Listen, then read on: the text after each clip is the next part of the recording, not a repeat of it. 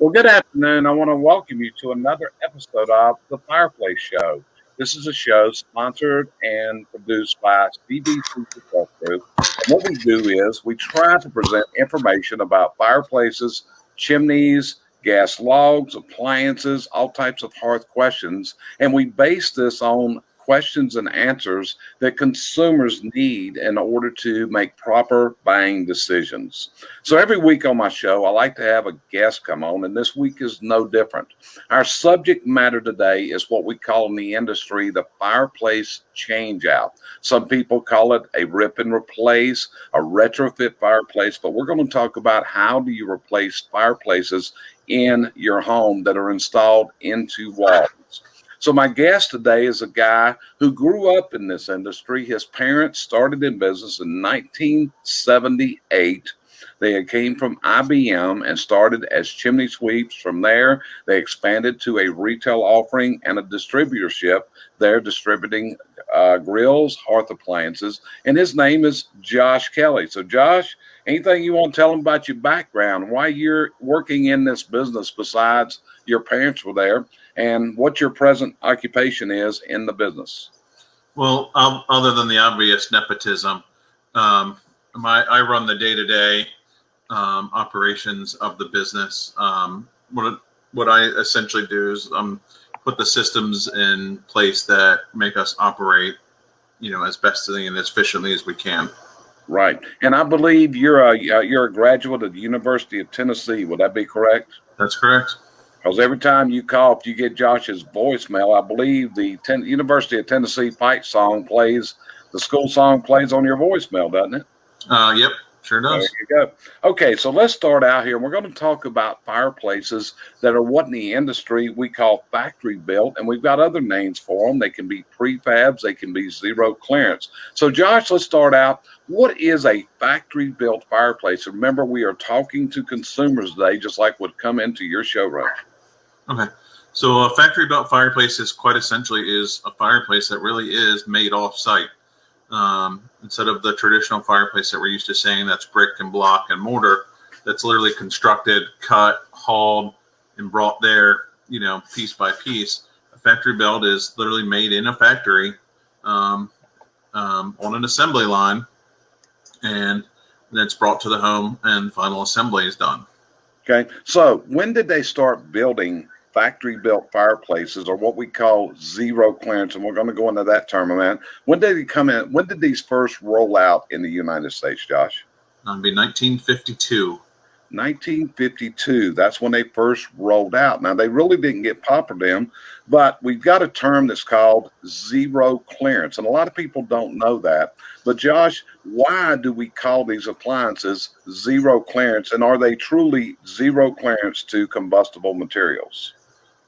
So the original first generation, for the first 5 years they were built from 52 to 57, was actually built as a true zero clearance, meaning you could have wood touching the box, which is generally not a good idea. Airspace is a great insulator. So that was kind of a hard thing to break from the industry, and people have been calling them that since then. Right. So at this point, so an interesting saga goes on here. These were listed by Underwriters Laboratory from 52 to 57 as a zero clearance product, which means the wood could touch the fireplace and the chimney for this 5-year period of time. And how were they able to get this way was because the testing lab was taking the data from the manufacturer, which was Mr. Thoman, the inventor, and they put it into play. Because the Underwriters Laboratory had suffered a fire and their test lab actually burnt down, so they couldn't test the fireplaces at that point. So in 57 was when they retested. Now, Josh, you've worked with some of these older fireplaces, and one thing I think we need to share with people is these older fireplaces from back in the 50s and the 60s and the 70s were actually, in most cases, much heavier than the factory-built fireplaces we see today. Would you agree with that? Absolutely. They're a much lighter gauge. They've tested to the point a lot of times they don't use insulation. So yeah, they've dropped a lot of weight. They've changed the design. Well, they're much more compact. They used to have these great big domes on the tops of them. That's all gone. Right. So what had the reason for this is after World War II, what there was found ways to build homes at a lower cost. And with the factory built fireplace, what we were able to do was eliminate the use of a footing. We also were able to eliminate having a brick mason do the installation. So factory built fireplaces came out to count, as part of the baby boomer market after World War II, when housing was really taking off in the United States. So, Josh, when we talk about factory built fireplaces, we're talking about units that burn different types of fuel. Would that be correct? Or are they just wood? Nope, they actually they don't make a pellet one anymore, but they used to, and they make gas as well. Gas has probably been the more popular choice these days. Right. So wood is what we traditionally think of, and many of the wood-burning factory-built fireplaces, you can actually install a gas log inside of that fireplace. Would that be correct? Yep, a vented gas log generally. A vented gas log, right. Most of the time, most of the older factory-built fireplaces, and this is a question that comes up a lot, are really not listed for vent-free gas logs to be installed in a lot of the factory-built fireplaces out there. Is that what your position is at Tri-County Hearth there in Waldorf, Maryland? Yeah, we won't do them at all. But in order to do it, you got to be able to find the original OEM parts that would convert that fireplace over, and those things just aren't available after more than a couple years because they're accessories versus parts, so they don't have to keep manufacturing them like they do the actual parts of a fireplace, just like parts on a car. Like they don't have to make the chrome package anymore, but they still have to make the brakes and the alternators and things like that. Yeah, that's a good friend of mine just joined, so she's going to learn something about fireplace today. Appreciate you being here, Lynn. So we're going to teach you a little bit about fireplaces today, sweetie. So going from there, so in the factory built fireplace, you just talked about something which is the difficulty of obtaining parts. Is this a really big challenge on a lot of these fireplaces, Josh? Yeah, especially on wood burning fireplaces, because they would make a small change, and then they would only make that fireplace sometimes for 1 year or less than that. So then getting panels or dampers or anything like that can be a real challenge. That's it. So, and these units also have refractory boards in them. They have caps that are made. So this is a big industry thing. It's an ongoing, we'll say, debate, which is using OEM, which is original equipment manufacturer's product. You can't find for a lot of these old fireplaces. Would that be true? Oh, that's absolutely true. It's a conversation we have every day here in the store.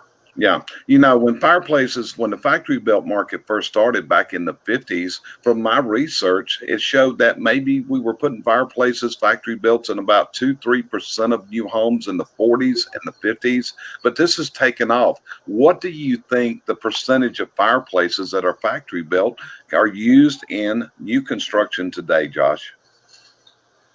Probably 50 to 70, if I had to guess.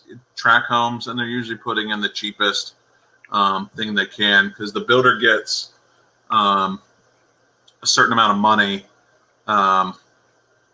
really in his total home assessment. No matter how nice the unit is or how cheap it is, in the appraisal, he gets the same amount of money. So for him, it's a checkbox. He can say, and I can advertise a fireplace. So that's what it comes down to when you have these, especially we call them tract homes or developments built. You'll see just the lowest quality ones there is. Okay, well, Larry Cookingham, he's a chimney sweep that works up in Poughkeepsie, New York for Hudson Valley, and he just put a question up. He's saying a common question from a customer is, can we install a wood stove insert in my fireplace, talking about factory builts? And I'm sure you get that position. I know you've even taught classes on these for us. Yep. So tell me what your thoughts are when Larry asked that question so consumers can hear this in this show, what we advise them to do. So our policy is absolutely not. The main first reason, like a prefab, especially the newer ones, the UL standard for them only requires, I think, like 70 for the weight of the fireplace, only hold 70, 100 pounds, something like that. I don't know what the exact rating is, but it's certainly not the weight of the stove. On your old stoves back in the 80s that had a smoke chamber you could actually bring a chimney liner, down and meet it up to a stove. Now there's no smoke chambers. They just, things just don't line up. The flue collar of the stove doesn't line up with the flue outlet of the prefab. Your chimney liners aren't rated to go into prefab chimneys. Most of the time, you have to take the refractory panels out of the fireplace in order to get the stove to fit, even the smallest stoves. And every manufacturer requires that the refractory panels to stay. There's a litany of other issues. Correct. And usually what we're telling people is, the fireplace manufacturer does not list this product for a wood stove to go into it. And we tell them and advise them, you need to go to the manufacturer's installation requirements for the fireplace and in their manual. Would you agree with that statement? Yeah, but everyone's always in contradiction between the manufacturer of the fireplace and the manufacturer of the appliance you're trying to put in. Okay. I can point out issue after issue between the two of them. If like one manufacturer says you have to use the liner kit A, which requires fresh air or air to come around the liner, but then the manufacturer says no, stuff that air, stuff that area so there's no airflow. Yeah. And go ahead. Okay. So just that alone, could cause a failure because the liner manufacturer says, do A, and the manufacturer of the appliance is telling you to do B, then those are in direct conflict. So this will bring us to our subject matter today, is what we call the fireplace changeout. And this is something that in my retail and service business, I started doing back probably in the mid 80s. Josh, how far back do you think Tri-County goes as doing fireplace changeouts? Probably 25 years. Probably 25 years. Mm-hmm. So when we talk about a fireplace changeout, what we're doing is we are actually taking that fireplace out of that wall. Would that be correct? Yep, absolutely. Okay. So in order for people to understand what we're talking about, I'm going to play a video that's going to run about 2 minutes. And this is of Josh's crew actually doing a fireplace. They actually are taking out one fireplace and putting in another one. So that's going to come on now.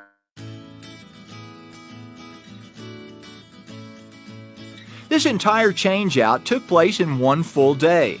We always start out with protecting the home with drop cloths. We start by removing the slate surrounding the fireplace and are now beginning to remove the existing fireplace. At the same time, the venting system is being removed from outside the home.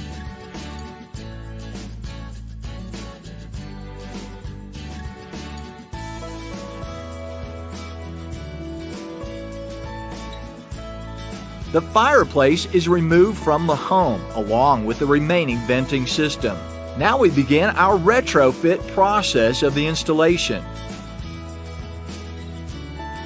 We start reframing the fireplace opening and preparing the hole for where the new exhaust is going to be.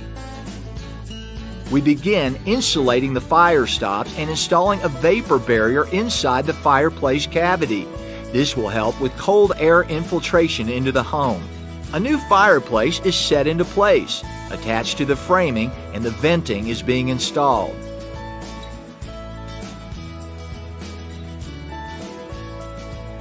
The fireplace is being set up. Gas and electric are being retrofitted to fit the new fireplace. Start to close in the new fireplace.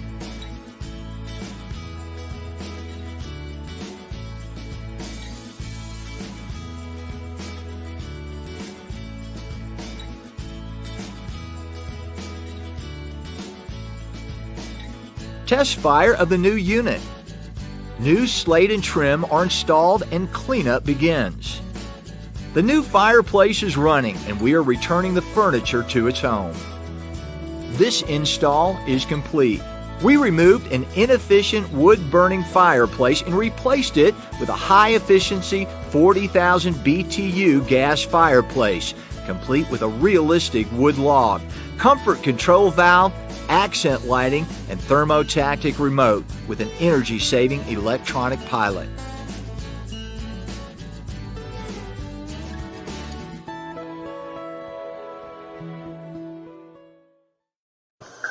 So the guy that narrated that made one mistake, but it was already out, which is it wasn't a thermotactic remote, it was a thermostatic remote. So you'll notice so controlling the fire and all that from it. So Josh, we just changed in that particular job right there, when you just did that, you didn't have to paint anything, did you? It looked like you pulled the fireplace out. Tell me a little more about that. Well, I mean, obviously we did a measure the old fireplace before. I believe we ordered just a new piece of header black slate in advance, so we were prepared, and we were able to just pull the old fireplace out, put the new slate package in, and be done in a day. Right. Is that a normal installation? Is a lot of them? Is that what it takes is a day and you're in and out and the people have a new fireplace that night? For a well-trained crew that does this every day, most of the time if you're not doing stonework and you're just doing like a marble and mantle job, my crews can do that job. It can go anywhere from 7 to 10 hour job. Okay, so why did the customer come to you and make that purchase? Were they wanting gas logs? Or tell us a little more about why didn't you put a set of gas logs in the fireplace they had? Actually, that customer actually had gas logs before, but they were decorative, inefficient logs. One of the things is when people are talking about this process of literally cramming an insert in, what's the finished product going to look like? Because with that install, it looks like that product has been there and was originally intended to be there. When you put an insert into a prefab, again, you're cramming some things in there. You've got weird overlaps. And there's just another litany of issues, but you get a much better finished product. You get a higher efficient product. You get a much bigger viewing area out of it. You get all the features and functions out of it. So you really just, it looks like it's supposed to be there. Yeah. Chuck Janelle just added up. I put his comment. You were selling them a better lifestyle, something that was going to provide. So let's go into what that direct vent is, because you took wood out and you went to a direct vent gas. Am I correct? And it looked like you had vented this out the rear. Did I see that properly? That's correct. Yep. Okay. So tell me why, let's tell them a little bit about what a direct vent is and why did you choose that over a vented gas fireplace, Josh? Well, a traditional vented, really a vented fireplace that we're talking about, we call natural draft or B-vent, are usually a lower end product in this day and age, and they're not usually heater rated appliances. And they pull combustion air from inside the home. So especially as homes are newer, you have what they call it the LEED, LEED, I believe it is. Correct. Green certification. Then you have energy codes. So these fireplaces just don't have the air to breathe like they used to, and then that's going to lead to you're not going to be able to use your appliance, and then you're going to be really unsatisfied with it. Okay, good. Keep going, man. You're going great. Okay, with the direct vent fireplace, it actually pulls all the combustion air in from outside. You don't have to go through the expense of adding 25, 30 foot of venting system. I literally just need 3 pieces of pipe. Especially in the modern appliances, it comes as a kit. I just order one kit, makes it very simple. You put in, 1 piece of pipe. But it just allows for a more efficient, cleaner installation, usually less expensive.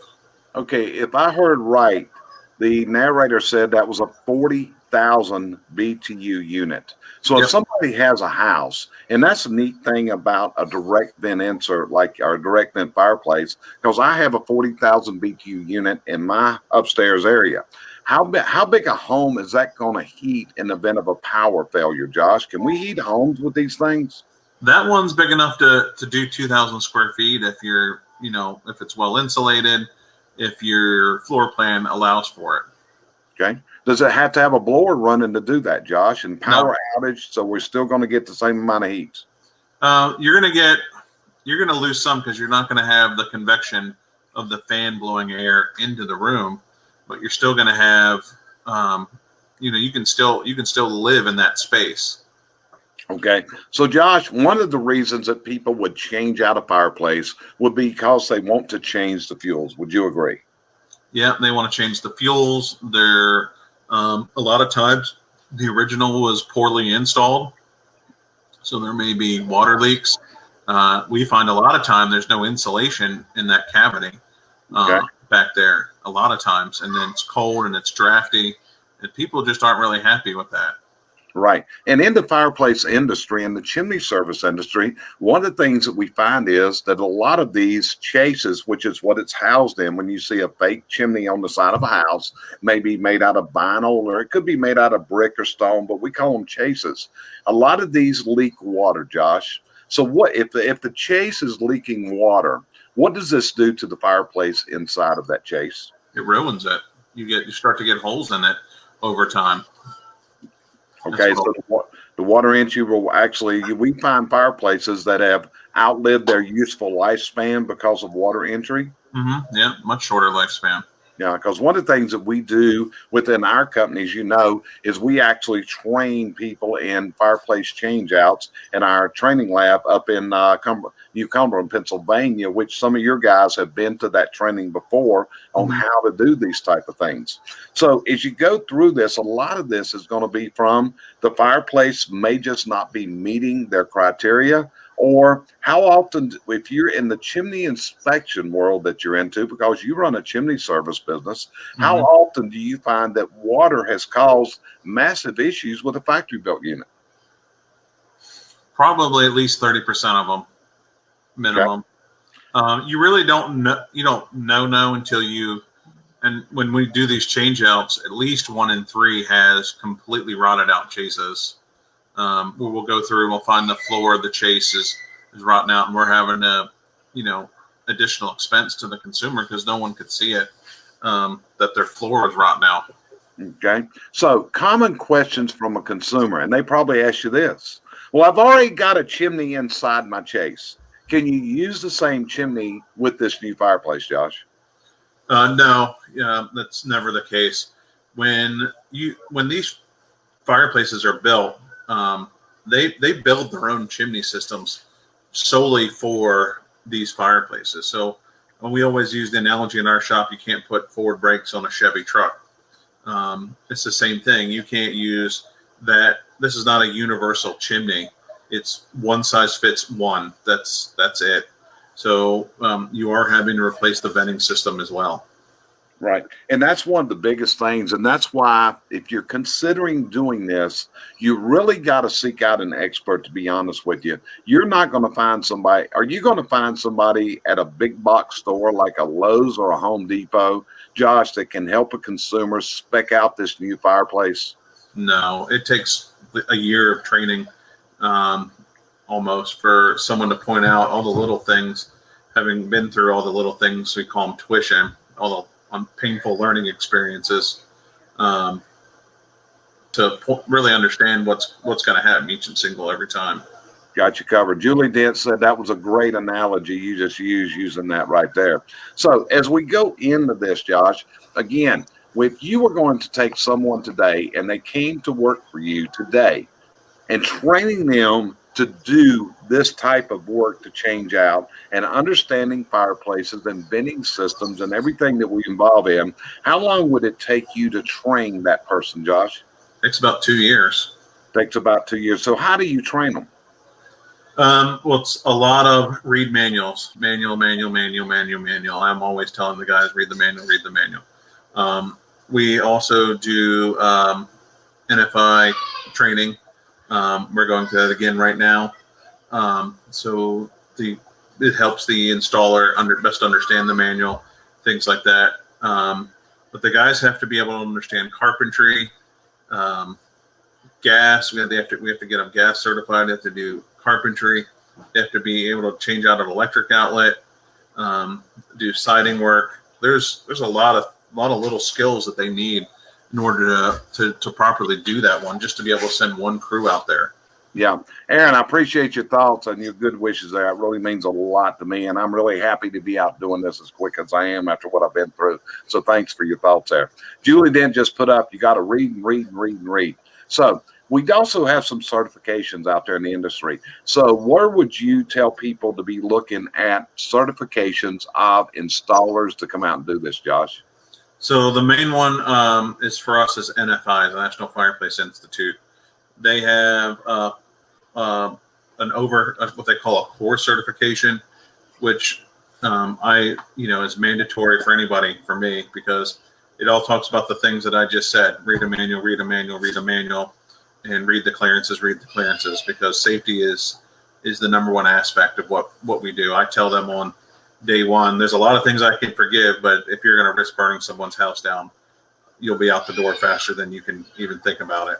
Right. And it's also a big challenge for you to train people just to work on your showroom floor. Would that be correct? And how to help people spec these products in? Yeah, it's hard. I mean, I'm there now all the time. I got Glenn, who's been with me 20 years, who's done many of them. But it usually takes almost both set of eyes for us to really look something over. We ask questions of each other back and forth. Did you check this and did you check that? And then we have some checklists that we've developed over time too, to help with that.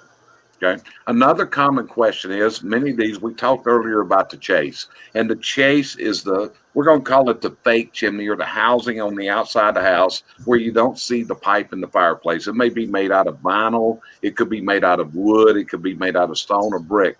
But on top of it, you have what's called a chase cover, and this is the weather-tight system. Can you usually reuse the chase cover, or does a consumer need to buy a new chase cover when they do a fireplace changeout? So that's a great question. Oftentimes I'm underbid by people not putting that chase pan over, and then I come back and find, we get called up for a normal service call to find out that all the electronics have rotted out in a fireplace. I've seen that a few times. These chase covers, if they're doing the job right, it's a custom fit deal on these to keep the water out.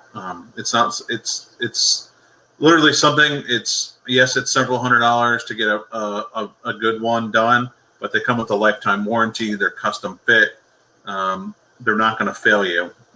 If I've seen them try and reuse them, and then it's always something ends up happening. They tape them together, or they try and glue it, and eventually just the wind blowing back and forth enough time breaks the wind in them, and voila, you got water in there. Yeah.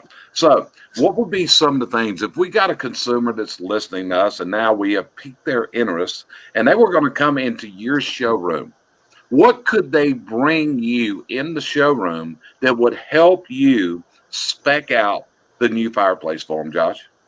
So the first thing is pictures. I've never said there was enough pictures. I need pictures up close, from 5 feet away, as much as I need pictures from across the room, from 20 and 25 feet away, because I need to see what's around the fireplace as much as I need to see what's in the fireplace. I need to see what's on the outside of the house, get an idea of the length of run, how wide. I want to know how wide that box is. Sometimes, with the change in fireplaces, we've had I call them personally widescreen or linear fireplaces. And people want those, but those boxes in what we call them tract homes or pre-built homes weren't made for that. So sometimes you're really checking clearances 3, 4, 5 times to make sure that appliance is really going to fit in that home. So outside, how wide is the outside? Because we can usually back, figure it's a 2x4 wall. You figure you can take at least 8 inches off that. If you can measure inside the marble or slate, the width and the height of that, we can probably get you there. And it's a good idea to know what you want for a finished product, because that sometimes will drive the fireplace. If you are looking for the biggest, largest full view fireplace, that's going to have different clearances than a traditional fireplace with louvers. The one with a widescreen linear is going to have different clearances. They have what I commonly call them TV kits on them now, where you can hang a TV just a few inches above the fireplace.